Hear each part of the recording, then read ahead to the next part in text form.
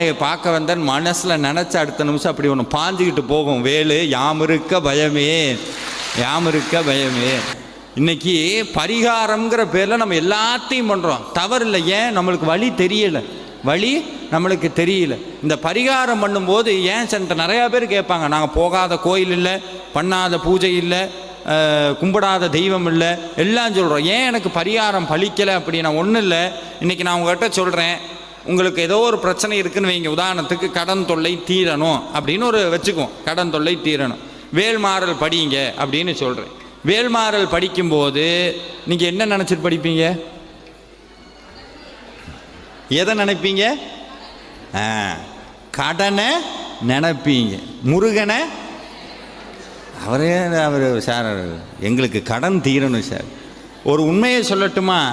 பூஜை பண்ணும்போது எதை நினைக்கின்றோமோ அது சாத்தியமாகும். நல்லா